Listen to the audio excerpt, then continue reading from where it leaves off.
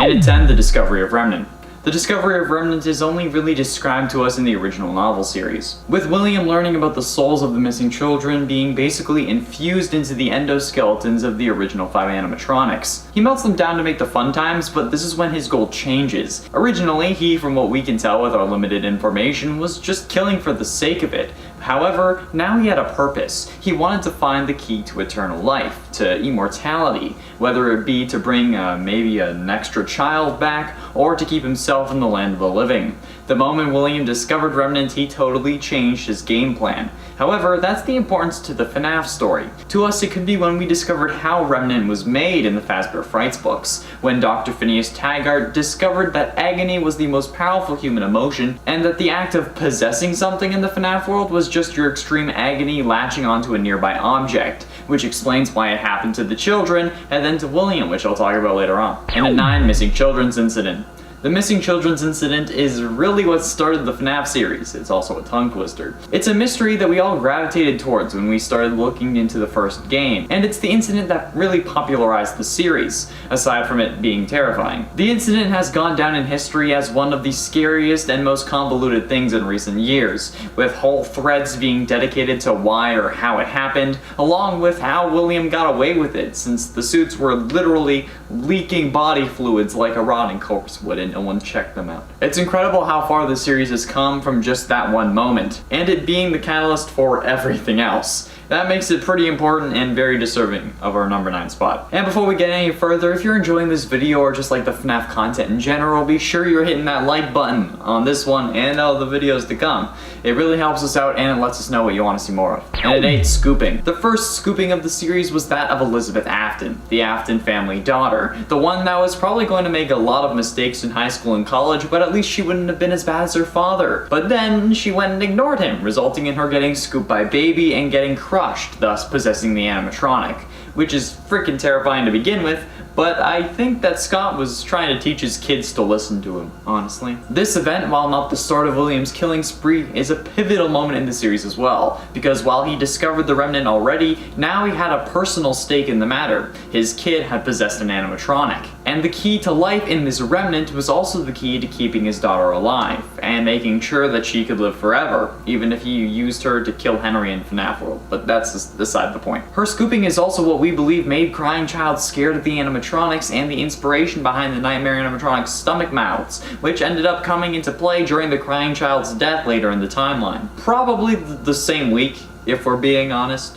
Also, the FNAF series is like 3 or 4 years younger than Skyrim. That's it. And at 7, Scooping 2, Electric Boogaloo. Michael's scooping, however, defined the next parts of the series as a whole. We learn that he's working to right his father's wrongs, and we think that he's been doing it the whole time, even though it could have been Henry. Check the link in the iCard for the theory on that. But Michael's scooping was different. Instead of him dying, we see him get filled with Ennard and then used as a skin suit to walk around in the world. We see his skin rot or bruise as it turns purple, drawing enough attention that Ennard thinks it's a better idea to roam the sewers as a mess of animatronic parts. But then he lets us know that he's coming after his father, so much so that once he traps him in Pizzeria Simulator, he stays there to make sure the deed is done, but it's not. And Michael gave his life in order for his father's reign of terror to end, but is this the last time we've seen Michael, or is always coming back hereditary?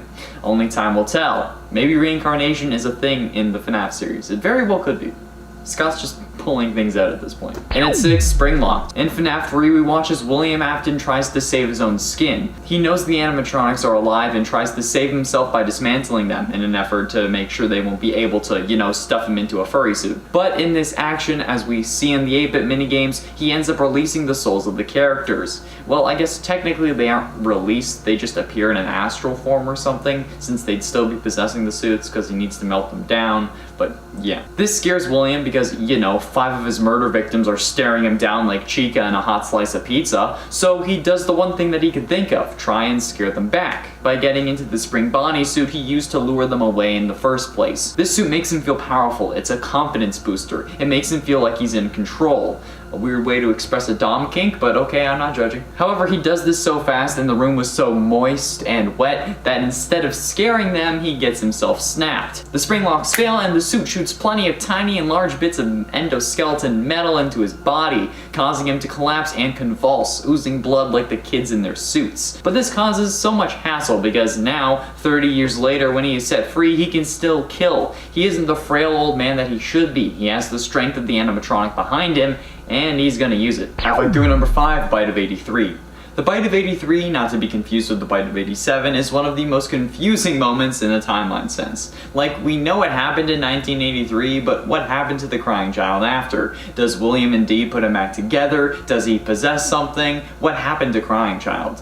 But this is an important moment too, because despite the confusion between 1987 and 1983, this would only drive William deeper into his madness, causing him to do unspeakable and unexpected things, like turn his son into a robot and give him false memories of killing his younger sibling so he wouldn't go back to a Freddy's location, naming the new robot version Michael, for instance. Or by just going on even more of a killing spree, not caring about the consequences of his actions because what else does he have to lose? And if crying child does end up possessing the security logbook or even Golden Freddy, then that only goes to serve this point too. The Bite of 83 is a horrific but important moment. And for Happiest Day.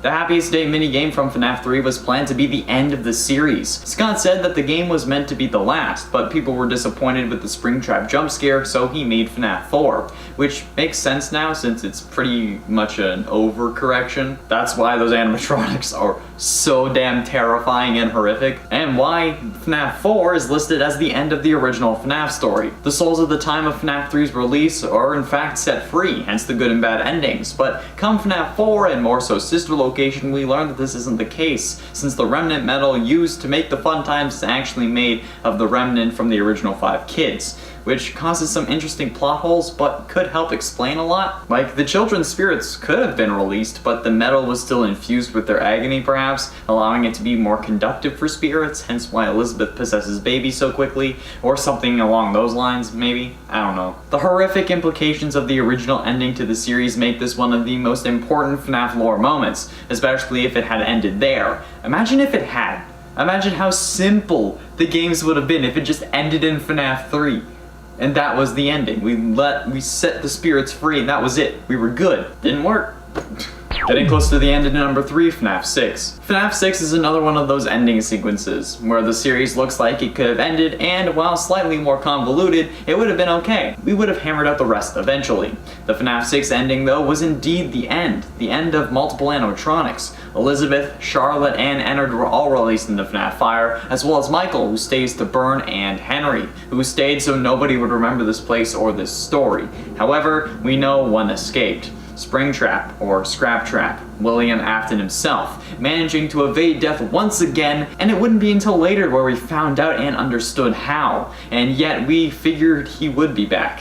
He always comes back, and now, with nobody to stand against him, he's free to do whatever he wants. Henry isn't fighting him, Michael isn't fighting him, they both thought he would burn, but he's free, as free as he can be while being stuck inside a video game world. For now. And ultimately, in number 2, The Man in Room 1280. While plenty of people brush these books off as just books, the story of The Man in Room 1280 is one of the most important pieces of lore we have gotten from this series. It answers a question that we've all had since FNAF 3. How does William keep surviving? How does he always come back? And while it may seem minuscule, this is the biggest hint that we've gotten in ages. Learning that William was possessed by the spirit of one of his victims explains more in the series than any Easter egg Scott had left us. I don't care that Funtime Foxy can mimic voices, or how the Scooper can inject a remnant. It mattered how William's signature line of "I always come back" is true, and this book delivered. It also explains how he came to possess a hard drive that got scanned into Help Wanted. It explains that since he was possessed, he was alive in FNAF 3, and that explains how he survived the fire in both FNAF 3 and FNAF 6. It showed us that everyone knows what he did despite not being convicted. It provided so much for us, and that makes it the most important piece of confirmed lore that we have. There is one moment that is more important, but we have nothing on it at the time of this recording. And that point is, finally, in at number 1, The Breaking Point. The breaking point in the scenario is referring to the moment William started killing. We don't know when it was, we don't know why it was. To us, it's just always been a thing. And I wouldn't be surprised if there was an incident before that of the missing children's from the first game that was just his first kill. We don't know what drove him into killing, and there's no way that would have been the first, right? Nothing has been confirmed or even presented in the games. There are hypotheses that it was due to his wife or lover dying, perhaps due to childbirth, or that it was because one of his children died, but we know that can't be true unless he had another kid that we haven't seen, because he had designed animatronics to kill before his children died. There were really no indicators as to why he started on his mass killing spree. It could just be that he's insane and wanted to do it, or maybe he wanted to unlock the mysteries of life, or maybe it was just an accident the first time but then he got a taste for it. We don't know, and we don't even have any evidence to go off, so all of this is just hypothesis and guesswork. It can't even really be educated guesswork because we don't know enough about Afton himself to make a real connection. Like, we don't understand him as a person, if you kind of get what I'm saying. We know parts of his story, but we don't know what's in his brain, and that's what we would need to make an educated guess, at least from the crime shows I've watched. And at 10, don't run. What do you do if a group of bad guys is coming after you at a good pace and you have no way to defend yourself?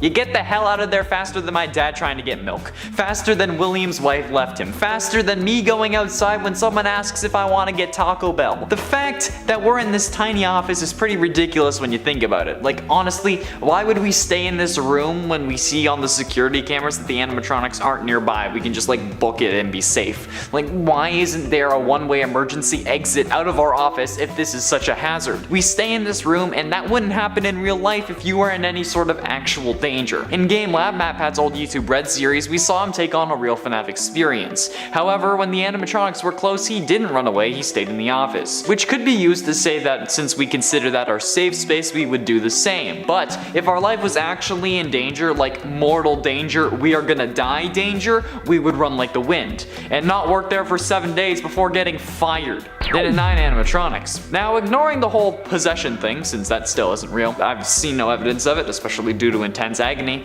the whole servos locking up so we need to let them roam free at night thing is complete and utter BS. Firstly, in a world where we can have shape-shifting animatronics and discs that emit such high-frequency sounds that they alter what we see, I'm supposed to believe that a servo motor is going to lock up? Secondly, why do they need to free roam in the first place? They just stand on a stage. A servo motor creates linear or circular motion, which is not the kind of movement the animatronics need. I mean, it could be, but if these are so complex that they can move on their own, why would they lock in the first place? Not to mention the whole, yeah, someone got bit on the head so we're gonna stop making them roam around freely. Like, why would you do that in the first place? Or the fact that kids literally tear Mangle to bits and then put her back together.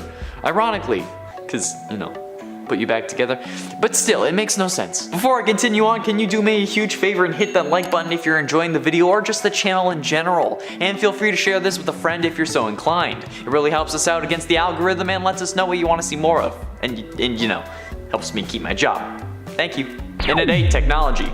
Speaking of animatronics, what is up with the technology in this world? They're so advanced, but at the same time, they have the same tech that they would have in that era. The illusion discs are already crazy overpowered. Like, life is a perfectly balanced game with absolutely no exploits, but those things are absolutely nuts. And then there's the Funtime animatronics, where Baby literally stores a claw in her stomach and can capture children, and their AI is so advanced that Ballora can talk, and she isn't really possessed. Unless we go off the FNAF novels, and even if we did, it's from 5 different kids, so they would just be gargling. And the animatronics' ability to free roam is incredible. They were doing this before they got possessed as well, so their AI is incredibly advanced. Yet for some reason, they don't have smartphones or better computers. Like, NASA would be interested in the AI of these animatronics, so why is there other pieces of technology that are the same as they would normally be in that era? It makes no sense to me. And it's 7, wall tiles. FNAF 3 is a trippy game to say the least. With multiple different endings and a load of puzzles along the way, the supposed to be final game of the series takes some weird turns. But I think the most egregious offense is the freaking goddamn wall tiles. Why do you have to dial in a phone number on some panels in the wall in order to set souls of dead kids free? Like, What? Where did that come from, and why is nobody questioning this anymore? Like, the other games came out and we just forgot about this. Was it because the series was meant to be a dream but isn't anymore? Like, is it because William had left some weird security pad behind these tiles? Is it not real at all and we're just tripping balls? Because honestly, with the amount of hallucinations and fear we have, not to mention any sleep deprivation that could also be happening, it's entirely plausible that this just isn't real at all, and that these wall tiles, special minigames, and shadow Bonnie action figures we do see are just a result of multiple different issues. That, or it's the reason William started killing, because like, WTF. And at 6, limited power. The original difficulty of this game comes from the fact that you have limited power, at least in FNAF 1. This adds stakes since you can't just keep your doors closed the whole time, and you can't just keep the lights on outside. And it's explained to us, and just flat out told to us in the survival logbook, that the building has limited power after 12 AM. Why? That makes no sense. Absolutely none. Why would a building have restricted power after midnight? I've never heard of that before. And unless the franchise owner is extremely cheap and doesn't want more of an electricity bill, there would be no reason to set up a system that cuts you off. Plus, if that's the case, why risk a more costly lawsuit in that case if someone does get hurt or dies because of the limited power? Even if you won and didn't have to pay, you still have to pay the lawyer fees, because by no means would any judge make someone who got injured at work pay for the company's fees. At least I'd hope not. Especially when the game takes place. Halfway through into number 5, FNAF AR. I've said it before and I will say it a million more times. Why is the company sending out animatronics that they know are dangerous? The whole point of FNAF AR is that the company is sending these animatronics to try and rebuild their reputation. Same thing with Help Wanted. But then they see that they're infected with a virus turning them hostile, but instead of recalling them like any normal company, they send out more animatronics, including multiple versions of the killer that caused them to lose their reputation in the first place. They did not think that it was just an older Bonnie model and decided to call it Springtrap. If that was the case, it would be listed in AR as Old Bonnie or Spring Bonnie, not Springtrap. They know exactly what they're doing and nobody has called them out yet. Companies will get in trouble for making a freaking tiny mistake in their game, but this company can get away with just letting people die? That's sus as hell. Purple is sus. And at 4, business deals. The people behind the Fazbear Entertainment Company, whether it be some board of directors or William Afton, aren't the brightest bunch. The ideas are there, but they're not executed well. Why the living hell would hiring someone to make games about the tragedies that took place in your restaurants ever seem like a good idea? That shouldn't have worked in the slightest. The main concept of using a game to make fun of the deaths of kids is already pretty messed up. And while it seems to have worked in the FNAF universe, why did they ever try it? Those events now will never be lost in time. Those games are there forever. And if they're as popular as the games are in our world, there are people who made whole YouTube channels about the series. At least when YouTube comes out. When does YouTube come out in this world? Like, I know one kid said MatPat's line in one of the Fazbear Frights books, and then the book said, as his favorite YouTuber says, but like, when did that story take place? After 2005, or was YouTube around earlier in this timeline? Because if it is, am I still the host on Top 10 Gaming? I kinda wanna be canon in FNAF 2. And at 3, business expansion. When a company undergoes a tragedy like 5 missing children, you can usually assume that they're either going under or will never be the same. This would go for any company, but especially a company directed at kids. Like, if Chuck E. Cheese actually had this happen, nobody would be taking their kids there. But for some reason, Freddy Fazbear's Pizza has not only been able to keep their doors open, but make them bigger, opening an entire shopping mall based on their characters. What the, like, how the actual hell did this happen? From having to shut down at the end of basically every FNAF game, to opening an entire mall-sized pizzaplex that has even more opportunities for your kids to get lost in? What the ever-loving crap happened to make that work? This has to be the most ridiculous form of logic in this series. I'm not even exaggerating. I don't care how many comments say that they would love a real FNAF. If it was actually real and there were actual deaths, you'd be scared crapless to go there. You wouldn't actually go unless you were an adult with no kids or a YouTuber trying to put together the mystery of what really happened. and to see if their pizza is recycled. Penultimately, in a number 2, investigation. Speaking of trying to find out what really happened, why didn't the cops? We know that there was an investigation thanks to the Midnight Motorist minigame from FNAF 6, but they never found the bodies, even though the animatronics smelt like death and were oozing mucus and blood. So much that they had to actually shut down according to the FNAF 1 news clippings. So what gives? Why did they close their investigation so quickly? Or why didn't they look into the suits when it was reported that they were leaking blood? I don't care if it's the 80s and the police don't have the tech they do now. If a place you were investigating missing people but found no bodies had something that is leaking blood, you go check that out. You don't just leave it behind and say, that can't be related. Who the hell thinks like that? It's so disgusting to me. And honestly, even though it's a game that has to have a reason to continue, they should have done more. I get that if they had found the bodies, we wouldn't have gotten so many games, but sometimes it's quality over quantity. Guess they had to meet their arrest quota for the month or something, so they just dropped this case like it was cold. Finally, in at number 1, doors! You knew this was going to be on the list. I hate the goddamn mother-loving doors in this game. Why do they open when the power is out? That makes no sense. Even if it's an electromagnet, like everyone keeps saying in the comments whenever I bring this up, those require power to turn on. So if anything, it would be costing power to keep the doors open rather than closed. Gravity doesn't work in reverse. If the magnet is off, the door would just fall down. I get that it's supposed to be for gameplay purposes, but what in this universe makes this make sense? There is no conceivable way that these doors should be working in that way, but they do. They do, and it makes me mad. Why do you do this to me? Sky Daddy Scott, why? I really want merch that says Sky Daddy Scott though, for real. That would be hilarious. Just like Scott's avatar on like a cloud. Yes. Number 10, Night 5 phone call. It's possible that the creepy phone call we get on Night 5 of FNAF 1 is just there to creep us out. And if that is its only meaning or purpose, I would say it does its job pretty well. But of course, that is never enough for us FNAF fans. We need it to mean something. Why does it happen? And why only on Night 5? Is there a hidden message somewhere in there? While many fans have broken down this recording, lots of theories claim that it's saying something different than other theories.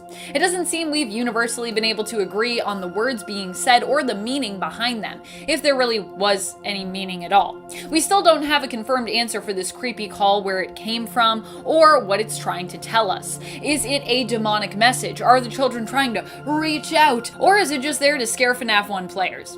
And it really does mean nothing. Number 9, Purple Guy. So one of the unexplained parts of FNAF is something that I feel like we have been trying to justify for years, but that also might just be as simple as a game design explanation. This one, I guess, is sort of explained, but it's never been explicitly confirmed by Scott Cawthon, I don't believe. So because I feel like it's interesting and we don't know for sure, I figured I'd include it here. In the mini games, William Afton appears as a purple guy. This became so synonymous with the character that one of his aliases even became Purple Guy. But why does he appear to be purple? Some claim this is because William Afton is an undead figure. He died, he rotted, turning purple, much like Michael did in Sister Location. He also looks purple in that game as well, in the mini games. If we even want to call those mini games, I don't know, the mini walking about. And so, because William Afton's corpse is all decomposed, that's how he appears.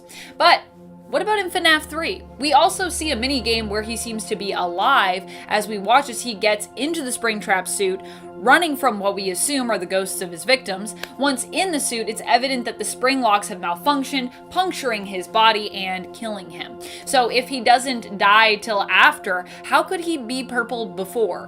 Why would he appear purple before his death in these games? Well, some have theorized it's to make the character stand out. A Redditor by the username of Stray Dogs actually suggested that it is actually because of the style of old Atari 2600 games. William Afton is actually a shadowy figure. Those old games usually only had a black backdrop. So for anything that was supposed to be shadowy, you would use purple or something to avoid it blending into the background. I think that's actually a pretty good explanation. So I know I said unexplained, but that one might be explained because I just think it makes sense. But let me know what you think. Is it rotting, or is it old game styles, or do you still feel like we don't have an answer for it yet? And friends, before we move on to the next spot, just a quick reminder to give this video a thumbs up. If you love FNAF videos, make sure you show us you love them so we can make more content for you. Number 8, Ballora's song. Something that continues to haunt me is Ballora's song. Many fans believe that Ballora is a stand-in for William Afton's deceased or simply ex-wife, who left him in some kind of permanent capacity, whether through death or just by choice. Ballora's song that she sings seems to play into this theory very, very well. Ballora sings about wanting someone to come join her, someone who is secluded, seemingly in mourning, and who has no joy left in their life. The idea here is that Ballora is echoing the feelings of Afton's wife, who felt that William was lost to her because of his work, and possibly because of an accident that caused them to lose a child, also adding distance between them. Ballora sings, "All I see is an empty room, no more joy, an empty tomb. It's so good to sing all day, to dance, to spin, to fly away." If Ballora was built to represent William's wife, who left him after the loss of a child, then these lyrics seem to make a lot of sense. However, we still have no real idea if Ballora is meant to represent Mrs. Afton, or if William was ever married at all. I'm still contemplating whether or not his children really are his biological children and not kids that he adopted, created, or potentially kidnapped.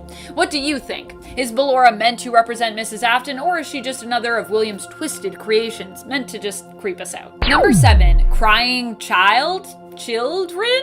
One thing we still aren't sure of is who exactly the crying child is. What's more, we have a few different crying children that pop up throughout the series. Usually when we talk about the crying child, we're talking about the character who appears in FNAF 4. But for the purpose of this point, what I'm actually curious about is your theories on the crying child, or children, who appear in the games previous to number 4. You can see hints of them in the games prior, but you'll definitely have spotted them in FNAF 3. There they show up prominently in minigames, including in the Happiest minigame, where the crying child there must be given cake. Who are these crying children hinted at in previous games? Are all these appearances a cry back to the crying child, or are they all different children who just happen to all be miserable?